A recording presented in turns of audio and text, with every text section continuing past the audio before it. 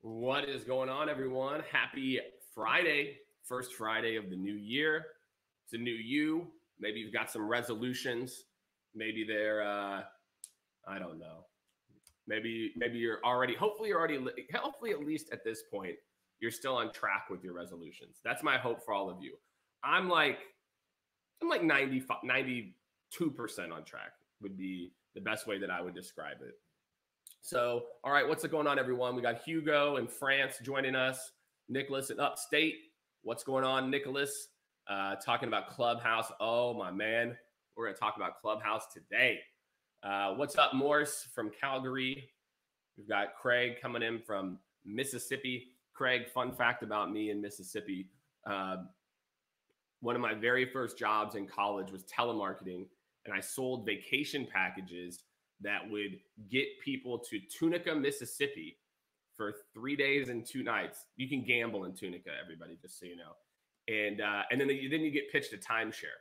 So if you want to know how to get good at cold calling, if you can get someone to give you their credit card over the phone to go on a 3-day, 2-night trip to Tunica, Mississippi, that's how you get good at sales, my friends. So what's going on, everybody? London in the house. Right, that's right. Craig knows the casino's there. What's up, Newton? Hope everyone's having an amazing week. So if this is your first time tuning in every Friday at this exact time, I got to get my mic hooked up today. And look, I know this is a sad one. If I had a little sad emoji, I'd pop it in right now. My mic, I left the cord at the office, so we won't have the normal beats that we have. But usually I'll pick a playlist for the day. We'll have some fun. We'll get hype on a Friday morning. But either way, we're still going to get hype. That's all right. I'll still bring the fire. We'll still bring the energy.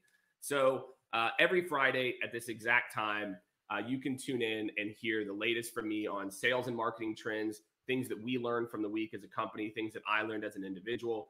And really the goal is that you can tune in and in just 15 minutes, 20 minutes, you're going to be able to walk away with 2 or 3 new ideas that you're going to be able to execute. So make sure to mark your calendars, 8:30 Central, 9:30 Eastern, every Friday, to just wake up and have some fun, right? Who else we've got? We've got, let's see here. I see my man. Let's see, who is that? Robert. What's up, Robert? Hope you're doing well. Hope everyone up the Hat Day squad is doing well. Waleed, what's going on, Waleed? Obviously, I'm here as well, too. I liked my own post. There's nothing wrong with tossing yourself a like. You know, in life, my friends, you know the only person who's guaranteed to toss yourself a like? You, right? So don't hate on it. All right, so this week, crazy week. My whole week got thrown off on Sunday night. On Sunday night, I got a text message from a friend of mine asking me to join Clubhouse. And just give me a quick, clap hands or thumbs up. How many of you have heard of Clubhouse or are on Clubhouse? I'm very curious to know how many of you. I'll wait here a second, and we'll see. I just want to get a sense for who's either on Clubhouse, who's not on Clubhouse. All right, I see Mackenzie here says, where's the add to the stage button? Mackenzie, you know damn well it does not exist. That's the problem with LinkedIn Live, right? All right, so looks like a few of you. So look, if you don't on it, Alexander, that's right, Alexander, I've seen you in a few rooms. Mackenzie, I ruined her week because I got her on Clubhouse.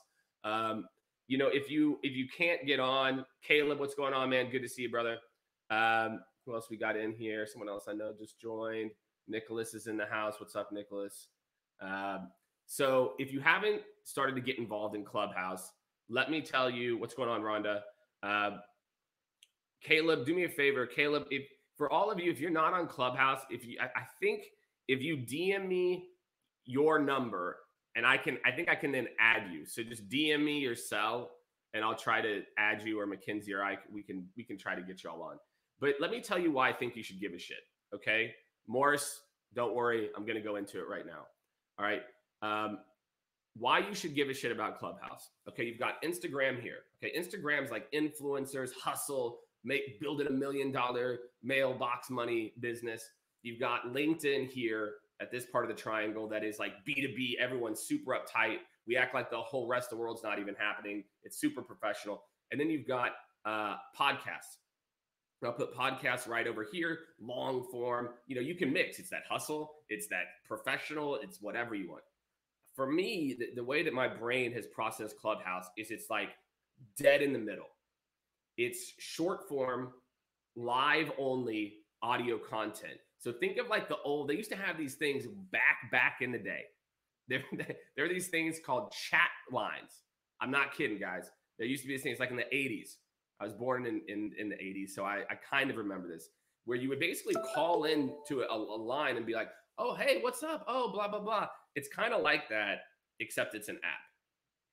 So I'm telling you this thing, and it's live. It doesn't archive anything. So look, why you should care in B2B, and then I'm going to move on. Yes. That it's the digital water cooler. I like that. Josh says Clubhouse is amazing. I love it. Man, I'm into it. Let me toss a little like on that one. Ooh, I like this new little little emoji pop up. That's nice. But look, why you should care in B2B is imagine a world where you sell into, I'm just going to say logistics or transportation, something like that. If right now, just imagine if you started the first Instagram, account around transportation, or the first LinkedIn account. I think right now you could go start a room, and you could be the go-to person on things around transportation. And so I would just go ahead and just go check it out, all of you. I just think it's an important thing to play around with. I've done a room now every day. I signed up on Sunday immediately. I was like, this is it. This thing is going to be big. Yes, Scott Leese, if you're out there. I know I also said LinkedIn Stories was going to be big. I might have been wrong about LinkedIn Stories. I will admit that at this point, right? As much as I don't want to. So other big thing from this week, only 1 million people on Clubhouse right now. Yeah, McKinsey, I wonder what that was like 2 weeks ago. I mean, this thing I feel like has just taken off. So I'm going to tell you the other big recap for my week. I mean, literally Clubhouse wrecked my week. On Wednesday night, I was on Clubhouse for 4 hours, just playing, experimenting. And that's why I get a feel that if you're in B2B, you want to start to get involved in Clubhouse now. Get comfortable talking audio. Maybe you don't feel comfortable doing this, the video, so maybe audio is easier. So highly recommend all of you go check out Clubhouse as soon as you in this. The other big thing that I did this week is departmental budgets. And you're like, Jake, that sounds very boring. But all of you have a version of departmental budgets. Skaled literally this month turns 8 years old. So I started the company literally 8 years ago. I'm super proud. I'm super excited about where we are now.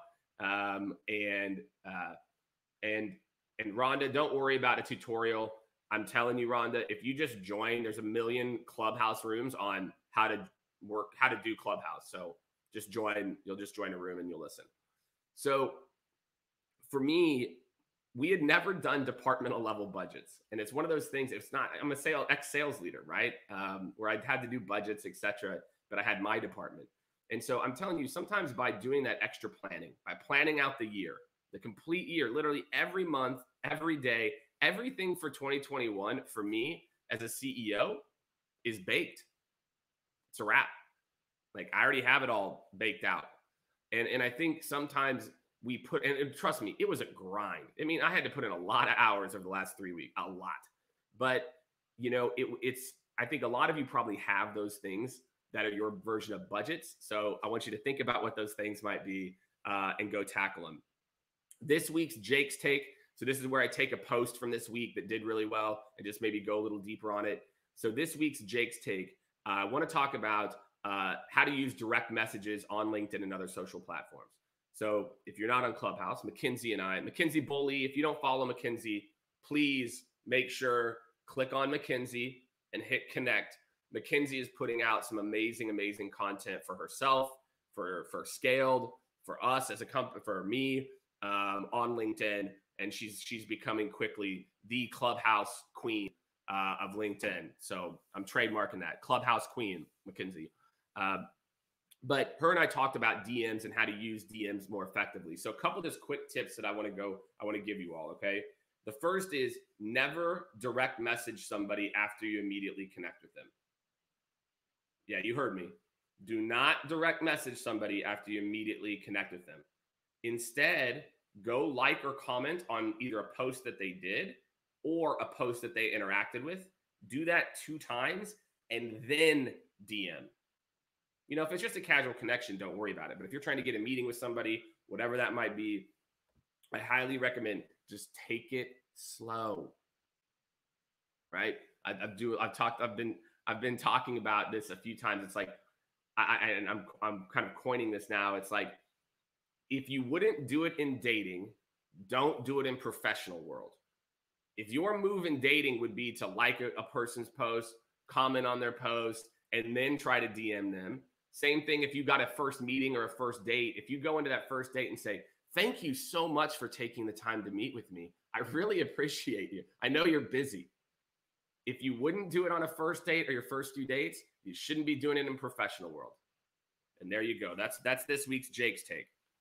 All right, I got a wonderful Ask Jake Anything. So for all of you out there, if you type in the hashtag Ask Jake Anything, or you DM me, hashtag Ask Jake Anything, it's pretty straightforward.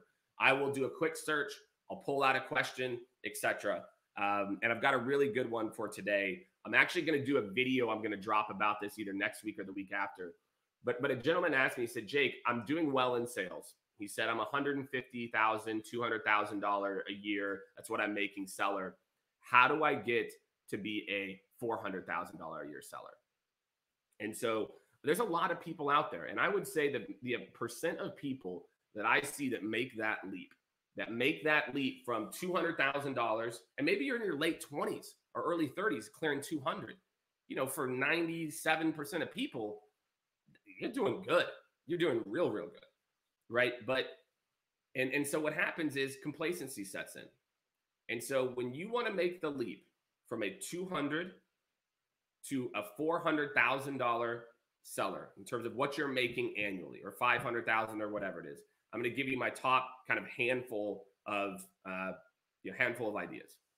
The first is you have to work at a company where you get residuals after the first deal. Okay. So I want you to think about this real quick. Okay. Which is, so many sales reps, you close a deal and you have to hand it off. Other companies, you close a deal, you hand it off, but then you still might get a percentage of, part of it, right? Part of the deal or whatever it is. Why do I think that that's important? To close enough net new and not get any credit for the upsell, I think is dumb, first of all. So I would try to find a company where you can get some amount of credit for deals that you've closed in future months, right? Maybe it's only for the first year or year and a half, but that to me is a big one. The other big one is every single account, you have to have multiple points of contact. The number one issue, I would say probably, I don't even know percentage, at least 50%, maybe 75% of sellers typically only sell through one person.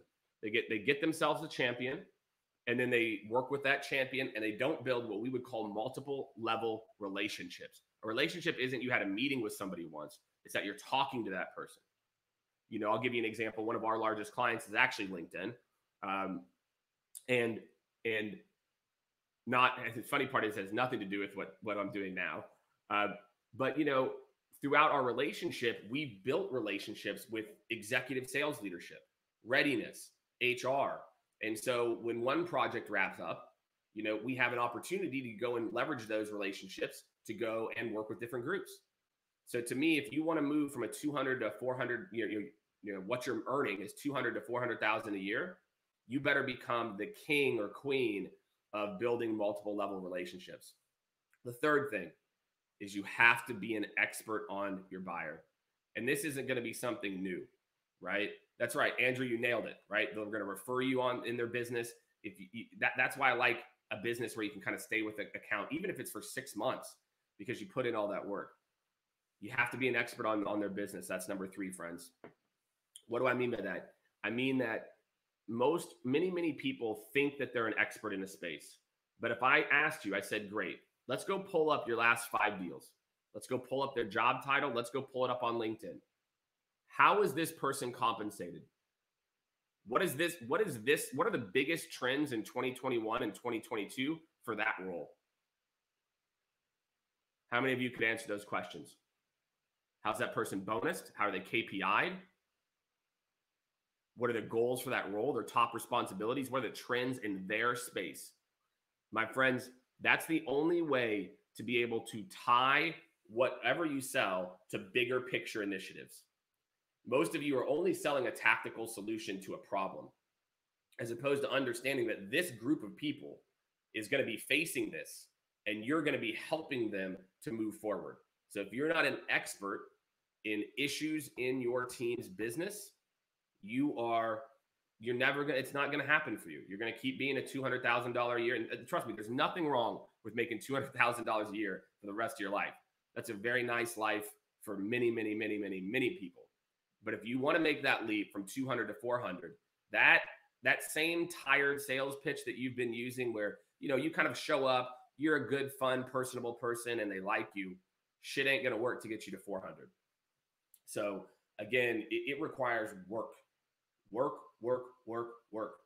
Being an expert in my clients and the relationships, an expert in their space, etc. George, what's going on, man? Awesome lighting. I appreciate you. I've got, just so you all know, like the setup, I've got a Canon DSLR that I do for a lot of my lives and for even some client videos. And so this is just a mix. I've got false lighting too, but this is just natural light and a little DSLR. So get involved, everybody. It's worth it. So what's coming up next week? So next week is going to be a very big week. So on Monday, if you all don't know, make sure Mondays at noon. I also do another LinkedIn Live. Next week's going to be an Ask Me Anything. So make sure Monday at noon, mark your calendars. Fridays right now, Mondays noon. So if you have sales questions, marketing questions, I'll take them. The big thing I'm focused on for next week is actually for what's going down on the 21st. So I'm looking into the camera right now. Okay. All of you right here. Okay. All right. I need your help. Okay. I've got some very big news on January 21st. And I'll give a little bit of backstory. We are completely changing the way that many of you will view or interact with Skaled, with the company. And we are going through a big rebrand. We've got a new logo. We've got a whole new website, all launching on the 21st. And really our vision, my friends, is I want to use the 2020s to create the future of sales. That my mission is to elevate the profession, change it from being a manipulative experience at times to being a transparent one, and start to create. We've got so many different methodologies that say the same thing, but instead create a universal standard for what sales excellence looks like. And I think we've gotten away for way too long, my friends, in sales with just winging it. It's just like, yeah, I do it a little bit this way. How can there actually be no, like, hey, this is just a baseline of best practices? I think we all kind of know them intuitively, but really I'm on a mission. Then I'm going to be dedicating the next 9 years of my life to creating the future of sales. And so my ask from all of you who are watching right now is that on the 21st, and if you don't mind, just shoot me a little, you can just put a quick comment here and just type a Y if you're in, and we'll reach out to you. We're asking that for you to share what you think the future of sales needs to be. What are you excited about? What would you like to see different? So on the 21st, we've got a very specific hashtag that I'll send out to you. So if you're interested in helping us on the 21st, we would be very, very, very appreciative. Just drop a quick Y in the comments. Just yes, that way it takes you about 3 seconds instead of 4. And I'll hit you up because this is a big deal. Again, after 8 years, the new swag came in. Maybe on Monday, if you tune in on Monday, I might give you a sneak peek of the new logo and what it's going to go down. Jeff might kill me if I do it, but I might do it. I might give you all a quick sneak peek on Monday. But really, look, we've grown up as a business, and there's nothing. I love our logo. I love it all. And again, what I was saying is when the new swag came in, I actually got a little sad. I was like, oh man, like we're not going to have the blue and the this, but our work has transformed quite a bit over 8 years, as you can imagine. And, still our bread and butter is working with, growth stage organizations, helping them to scale. But more and more, we're working with bigger companies who are trying to modernize. And, you know, we want to make sure we reflect a brand that's flexible, modern, technology focused, etc. So look, hey, I appreciate all the Y's in here. Wow, there we go. AJ, Alexander, Aaron, what's up, Aaron? Caleb, Newton, Todd, Hugo. Appreciate all of you 100%. We'll take all the help that we can get. For those of you who didn't drop a Y, that's okay. I still love you too. But that's what's going down. So next week I'm heads down. And again, trying to create really a environment for that 21st where, you know, people are like, wow, there's a lot of people out there, not just Jake, not just Skaled, that want to create a future for sales that elevates the profession, that, you know, continues to move us forward into what customers want to see as opposed to how we want to sell. So I'm super, super excited for that. More to come Monday at noon. Make sure to tune in. So that's what's up, everybody. Brad's in. Brad, I appreciate you, man. That's what's going down, everybody. I hope you have an amazing, amazing, amazing Friday. I promise the beats will be back next week. I'll fix that. I'll take requests too. Be like, Jake, I'd like to get my Friday morning started with X. I don't know if I'll do it or not, but I'll take requests. So again, tune in every Friday, 8:30. The recap. This is recap number 129. 129 of these. And I think I've hit every single Friday during that. Maybe I missed one. So that's my dedication to all of you to bringing you these trends. All right. So go out, have an amazing Friday, have an amazing weekend. Just so you all know, 2% of your sales year is already over at the end of today. So make sure to make today count. All right. Have a great rest of your day, everybody. Have a great weekend, and we'll see you on Monday.